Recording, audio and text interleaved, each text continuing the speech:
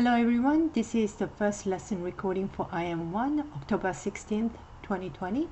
So please have your notebook and binder ready.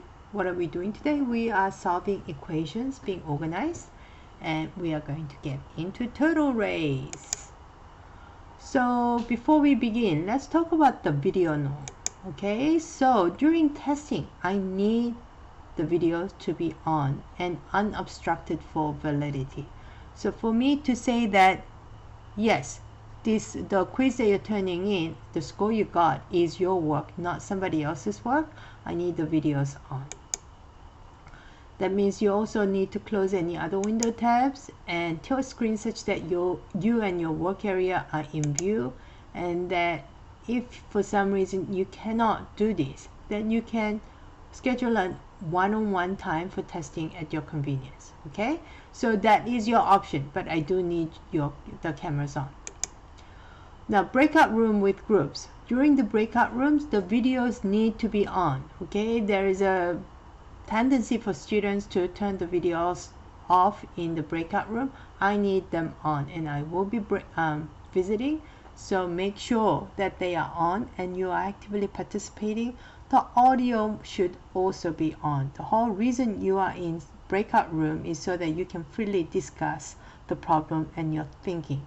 So if your audio is not on, then you're defeating the purpose of the breakout rooms.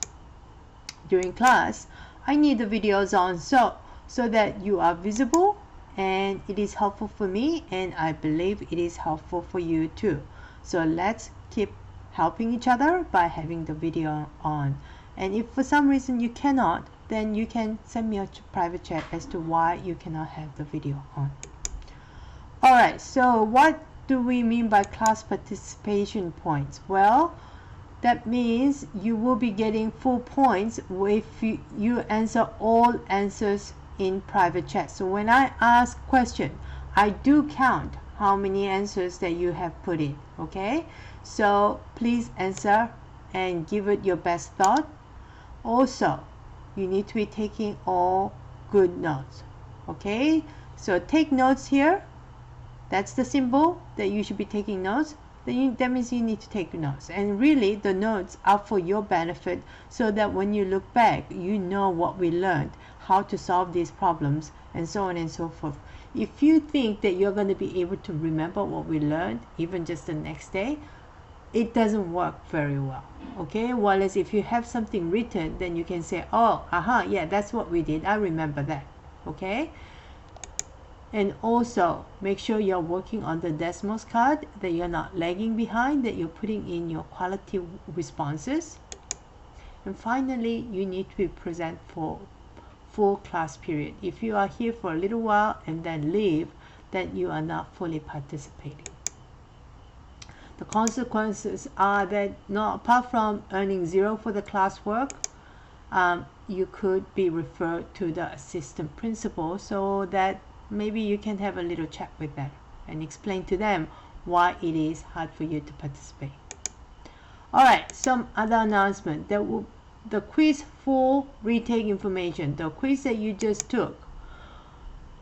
If you are interested in the retake, you need to make a 10-minute appointment for Friday, that's today, or Monday, to go over your quiz.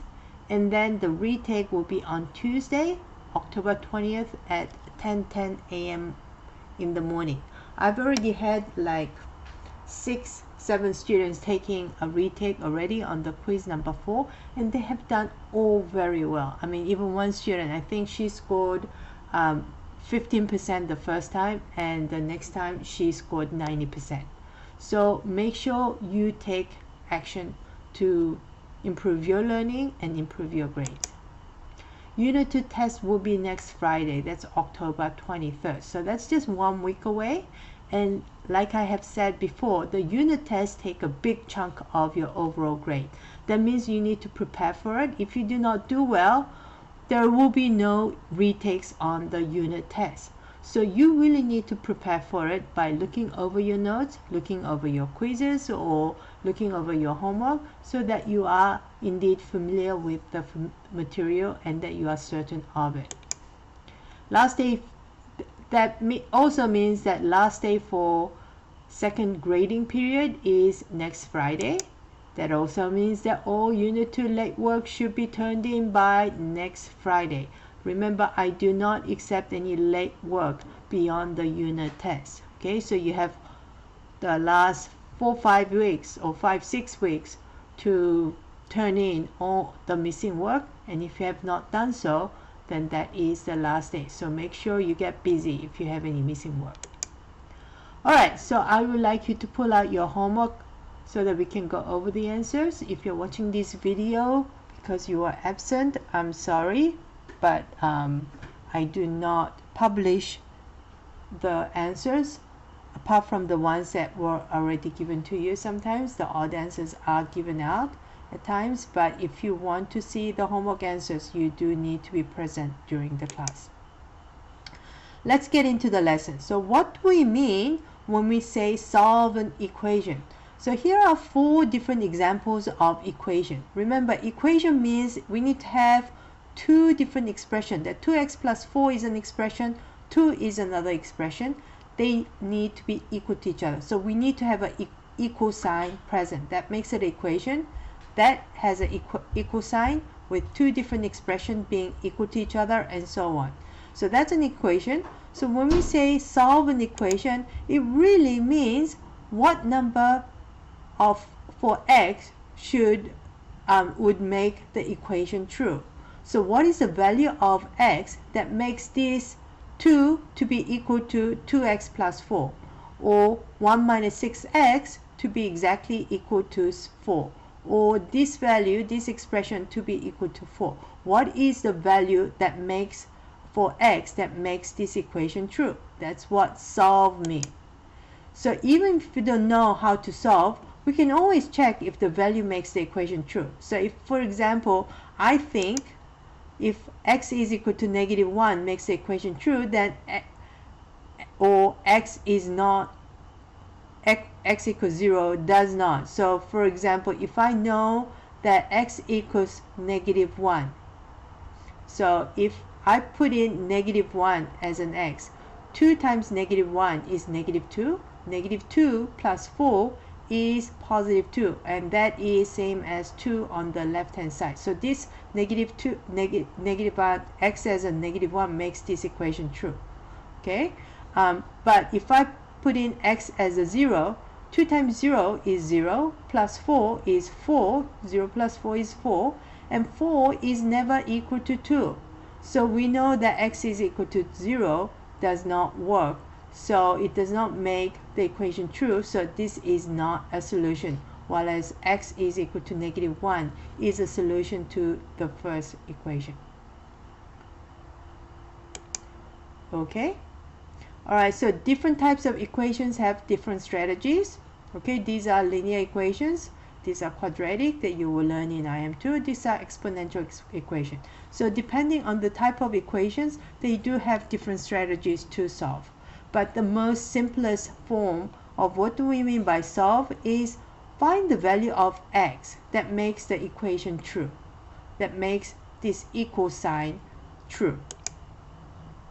So solving linear equation, we are going to move towards x is equal to something, or something is equal to x.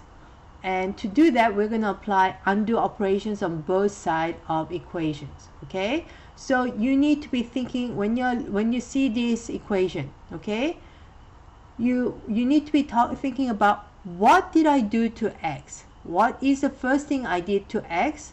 I multiplied by 2, and then to that result I added 12 to it.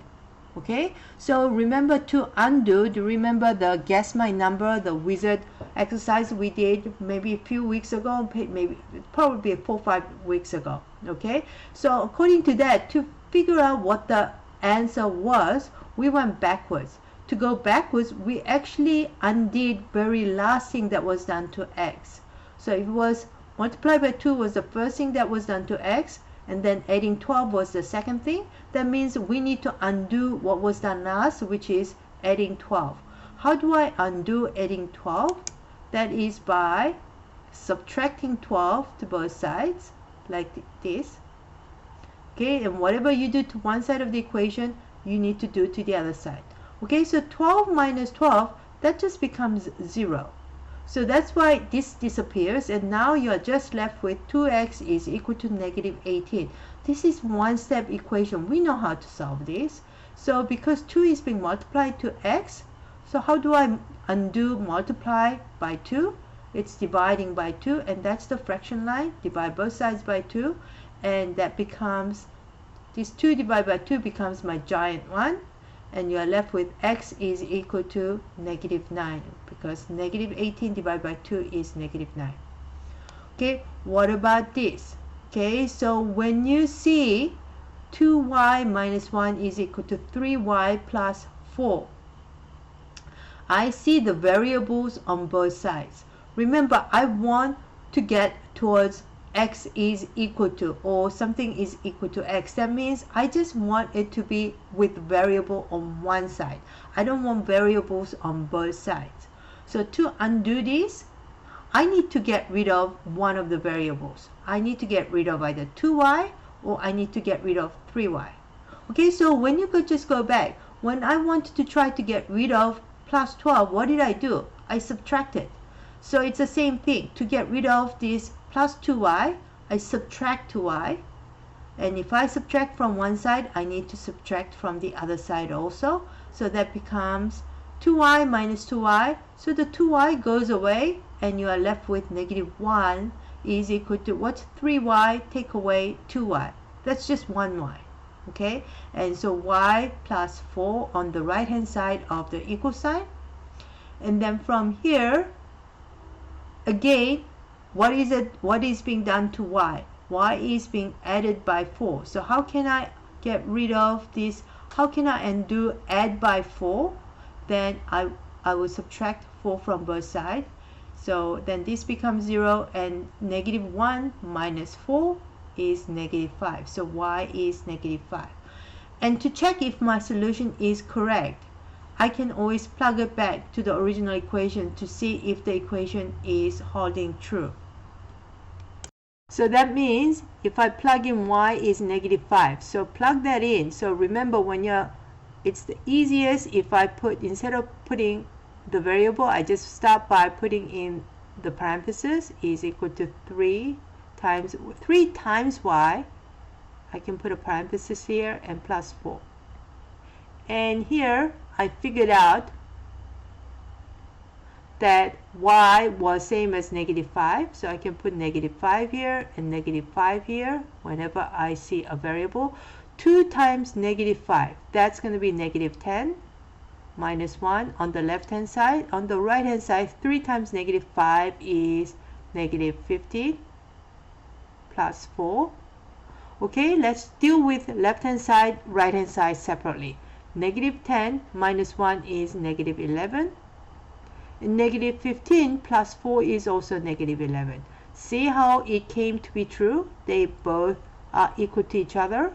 Negative 11 is equal to negative 11. So this value, y is equal to negative 5, made the equation true. Okay, so that is why this is a solution. Okay, so I want you to pause the video and see if you can solve these two problems. Okay, this is take notes. That means you need to be taking notes. So here we go. What is happening to w? W is first being multiplied by negative 7, and to that result is being subtracted by 10. So the last thing that was done to w is subtract 10. So that means we need to undo subtract 10. And how do I undo subtracting? I add. So when I add 10 to both sides, this cancels out to be 0, and you're left with negative 7w is equal to 25 plus 10 is equal to 35. Remember, I am preserving the equal sign here. Okay, so whatever you do to one side of the equal sign, you need to do the same. Now, I know that negative 7 is being multiplied to w, so how can I undo multiply by 7? I need to divide both sides by negative 7, and then that becomes giant 1, so you're left with w is equal to 35 divided by negative 7 is negative 5. So that's my answer. And if I plug it back into my original equation, and I plug back my solution to the original equation that you started off with, it does come out to be true, and we know that is a solution. Okay, I am going to continue in the next lesson recording.